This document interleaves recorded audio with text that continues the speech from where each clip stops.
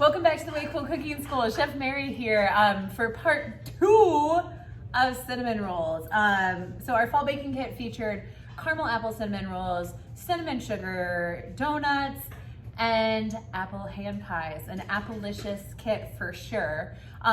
We made our pie dough, we let it rise, and I'm now gonna roll out our pie dough into a 14 by 9 inch piece. I am not using a ruler at all. And so I'm just gonna kind of make it into a large rectangle is what I'm gonna do. I'm gonna roll it out. If you are a measuring type person, you can certainly measure it. As I'm rolling this dough out, I'm gonna take and I'm gonna flip it over occasionally to make sure that I get a nice even roll and it does not stick to my countertop. This counter has been lightly floured to make that work today. So I'm gonna take and make sure I get the edges rolled out. Now, when we rolled out our dough for our pie dough earlier, we mentioned being kind of gentle with the rolling pin, and this is no different. You don't want to push it too far so that you end up with all your dough thickness on one side of the dough. You want to evenly roll this out so that it rolls out. So we made our dough ahead of time and let that rise to double in size before we rolled out this dough. And so if you are making the dough with us and you have also let your dough rise and you notice some things I want to talk about a little bit, some dough learning moments, we'll call them, is that if your dough does not rise at all, because this is a warm milk dough recipe, you may have actually kept the milk too hot so that the dough will not rise. Do not fret. If you have time and you've got milk and you've got butter and you've got flour, just make the dough again. If not, and you really, really want cinnamon rolls and you are willing to risk the fluffiness of the cinnamon roll, you can proceed. Just roll out your dough, really, and roll it out. What is gonna happen is when you bake your cinnamon rolls, they're gonna be a little bit thinner and a little bit denser, but they're still gonna taste like caramel apple deliciousness. And so I'm just gently stretching and pulling this dough out to get it to the shape that I like in the nice large rectangle. And I would say that this is about 14 by 9 inches. I'm gonna score it off a little bit with my fingers. And then what I'm gonna do is I'm gonna take some softened butter and I'm gonna spread it all over this. This is where it's hands-on. It's hands-on. So I'm gonna take my softened butter. And this butter is so soft, it is like one stage from melting. I got it nice and it's very, very much room temperature. And it's kind of like finger paints, which is super fun. So I'm gonna take and I'm gonna use my butter and my clean fingers. And I'm gonna take and I'm gonna smear this butter all over the top of this dough.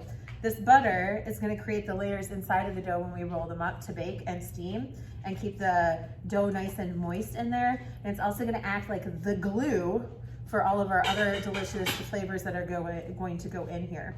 So a typical cinnamon roll would just have cinnamon and sugar on the inside of this, but we are actually going to incorporate apples and caramel sauce into the filling of this too, to give us our caramel apple filling. So I got that covered. That's really, really covered. My hand towel has gone missing again. I'm gonna grab it, it's right behind me. Totally kitchen hack. Anytime that I'm cooking, there are 2 things that I always have nearby, and that is a pair of kitchen scissors and a damp or wet hand towel to clean my hands with. So I'm always ready to go on to the next step. And I don't even know how many times that I've needed a kitchen scissors, and so I always have them handy, ready to go to. So pans are clean, buttery goodness. Now I'm gonna take and I'm gonna evenly distribute the sugar, the brown sugar, and the cinnamon on top of this by doing a little shimmy action all over the top. This, when you measure this out, you are gonna be like, that is a lot of filling. And it is, and it's gonna taste delicious. And so don't panic on the amount of filling that you're using today. I'm gonna grab our cinnamon and I'm gonna tap that all over. And you really wanna make sure when you're doing cinnamon rolls, unlike some other kind of rolled dough, you can really go to the edges with this one. Go to the edges and get everything covered up and delicious here. There we go. And then I've got my brown sugar and I'm gonna take and I'm gonna crumble that on top. Again, the brown sugar, what makes brown sugar brown? Molasses. And so we're gonna take, and that's gonna add the gooey factor, as if caramel and apples weren't enough gooey factor, and put that all over. All right, I'm gonna kind of use my fingers to kind of mix that all up. And then I'm gonna take and I'm gonna add our chopped apple in here as well. making sure that I go and try to get them as evenly all over the dough as possible so that every roll gets some little apple bits in there. And then finally, I'm gonna drizzle this with a half a cup of caramel sauce. Caramel sauce was included in your kit. If you like to make homemade caramel sauce, you can also do like a salted caramel sauce would be really, really delicious in this to balance out those flavors too. And so I'm just gonna take and I'm gonna drizzle that all over the top. Okay, Lynn, seriously, couldn't we just eat it like this? Oh, I know, it looks absolutely like wonderful. This to me, I'm gonna pop in the oven and eat like a caramel apple pizza. It's like caramel apple flatbread, which totally probably you could do, really. It's dough. Like if you wanna flatbread it, I'm gonna call it an open face caramel roll is what that would be. All right, now this part, we're gonna roll up like a giant roll here. And so I'm gonna start at one end. And you wanna roll, but you wanna kind of lift as you roll so that you are in like not smashing the ingredients out. Because the ingredients as you roll, cinnamon rolls, and the same thing goes for sushi, is that if you push it and you don't lift as you roll, all your ingredients end up falling out the end.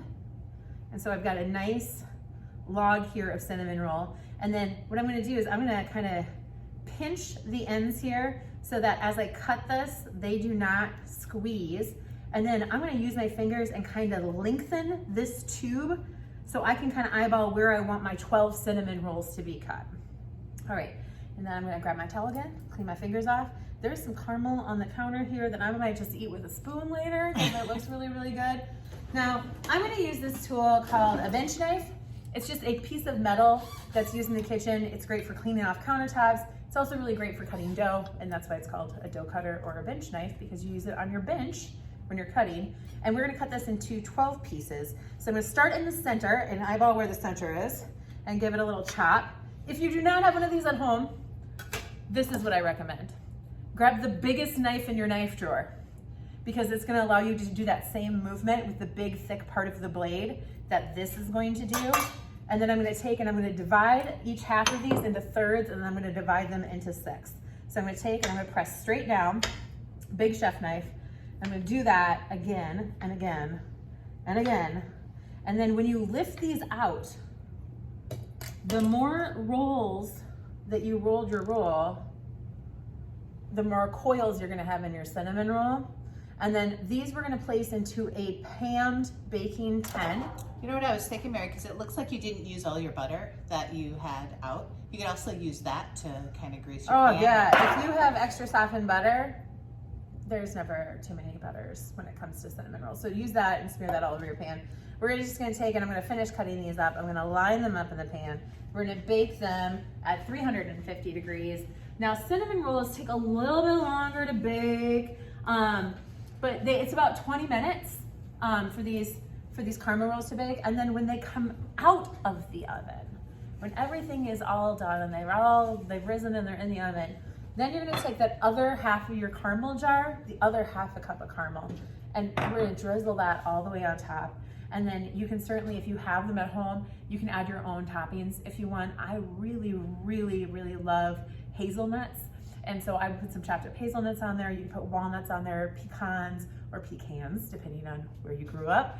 And add that kind of like little texture on there. The other thing is because we are using, this is a caramel apple roll, I think it'd be really, really kind of fun if you took those dry, dehydrated like apple chips and crunched them up for the extra little crunchy texture on top. Would make another really, really nice garnish for this. All right, that's how you make the caramel rolls. We had so much fun baking and putting together this fall baking kit with you guys and doing this. I had fun sampling the donuts, the whole process, making sure that the donut recipe was right. You're gonna love these donuts, you're gonna love these caramel rolls, you're gonna love the hand pies. And we have more and more kits coming up for you throughout this fall. We are gonna be offering baking kits probably once a week as we go through this fall season for fun things for you guys to do with your friends and family at home.